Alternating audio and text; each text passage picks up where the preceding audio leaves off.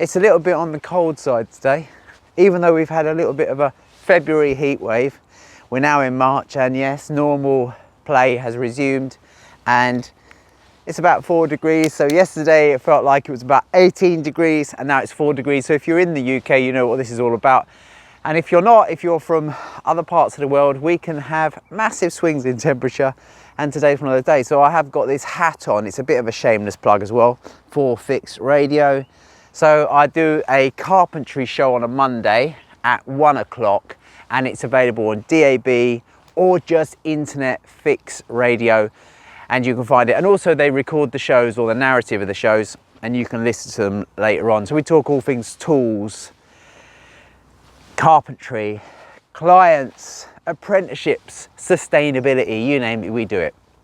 And it's good fun. So hopefully you can join me there. Right, so we're back on site, and we have got this existing stable, this old pile of parts that we're putting together, and we've made the floor, we've put it on screws. This is a store, it's not for horses, it's a store. That's why I've been able to put a really nice timber floor through, which is elevated off the ground, so any moisture and water can run underneath. And we're doing okay. We've deciphered how the panels go, and we're halfway there. We've got another set of stable doors to put in on the next panel, and then we got the last ones. And then what we'll do is we'll get the roof on, we'll get it OSB'd, and we'll put some sheathing on it just to stop the rain getting out. Then we're going to put a really nice corrugated type metal roof on here, a bit more hardy than a felt shingle or something like that, still quite lightweight.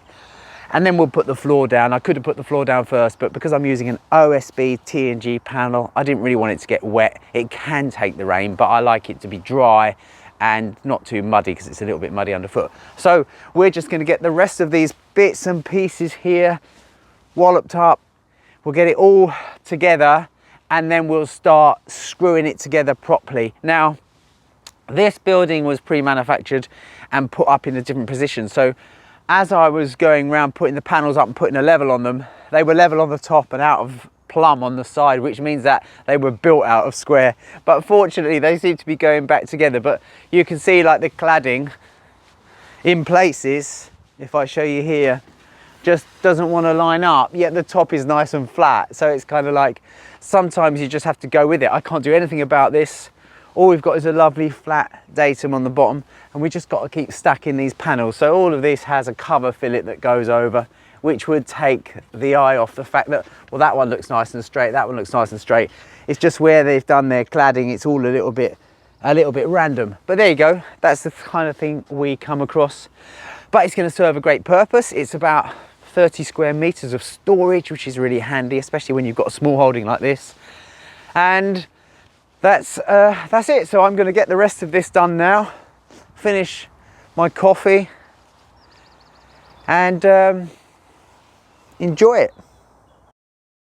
So we gradually worked our way through the panels, and all we had to do was basically slide them over, stand them up, brace them plumb, get them tacked together.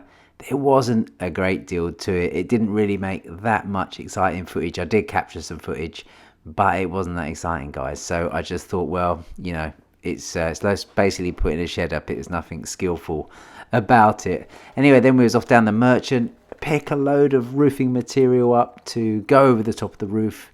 This is just simply to keep it nice and rigid. Bit of cutting. I did have quite a lot of fall sheets, which was nice to put on, but there was some rips here and there. And so if you haven't seen the other video I did on how to do nice straight rips with just a circular saw and an offcut of timber or a straight edge, then maybe you want to check out that as well. See the link above. And that was it. Whacked the plywood out, got it up onto the roof, and it was all pretty damn good, especially the weather.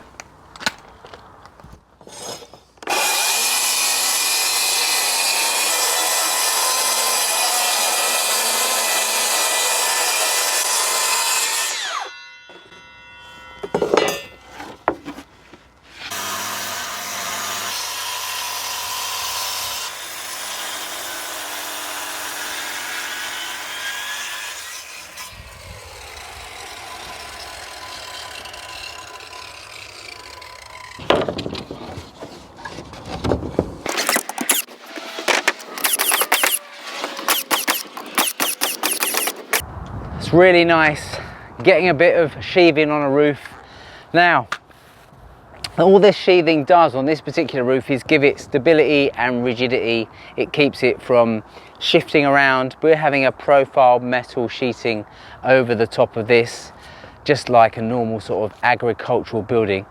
And this is a purlin roof, so this was pre-made, effectively these lightweight trusses, just made out of timber and OSB, not by us, by someone else in the past. We've re-erected this building, it's its second life.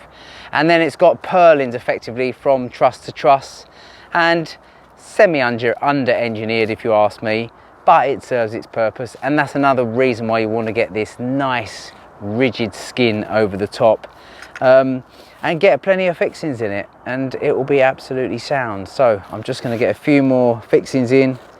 Got my rapid fire on, so it's a matter of just pushing and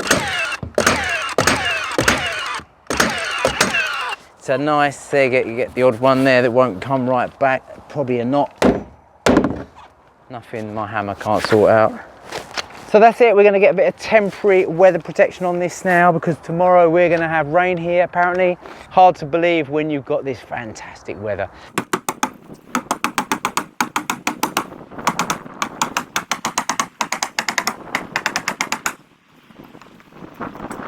So we've rebuilt that stable, which is now an outdoor store. It's a fantastic store. We've got really nice ventilated timber floor. It's well off the ground, and it's going to be perfect for storing everything you need for a small holding like this. And we've got the roof done. It's a what we call a purlin roof, which just basically means lightweight trusses every sort of 2 or 3 meters, and then there's purlins which are just hung in between, and they're spaced at about 600 centers or 2 feet centers, and then we've put a skin of OSB over that to actually make it all really nice and rigid and the whole building nice and true and square. Now we're going over the top with a metal roofing system. It's steel, it's just a trapezoidal, bit of a mouthful there, roof sheeting system, and it's super easy to fit. We use a foam filler top and bottom to prevent any insects and birds coming underneath between the OSB and the sheeting. We use a wood, this is a sort of like a gash screw or gash point.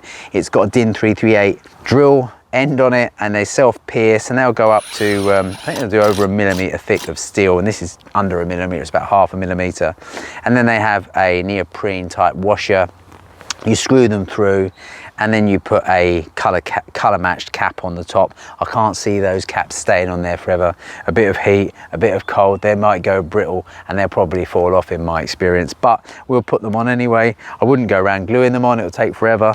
And then on the laps, because the trapezoidals lap over, there's a lap mastic. We've gone for one in a gun. They did supply it with one on a roll, but because of the temperature, it just wasn't compressing enough. And what's going to happen then is, in the summer, when it does get a bit warmer, the screws, the stitching screws that we screw the sheets together with, will be basically not pulling it back hard enough. So, you know, I've gone for a tubed one, which has got a little bit more give, but you've just got to make sure you get the right one, which is going to adhere, but it's always going to have a little bit of movement as well. Anyway, we'll get back up there. We're going to finish the roof off now. We'll get the ridges on. We'll get the barges on. Finish it. It's a Friday today. The sun is out, and although we're still in lockdown, I'm going to get home, have a couple of nice beers, and make the most of a nice weekend. So thanks for joining me. If you've enjoyed this, subscribe and tell your friends, and also keep checking back, because I love construction, you know that, and there's plenty more to come. We've got tools, we've got products, we've got everything, you name it, we've got it. So keep checking back, and thank you, and I'll see you soon.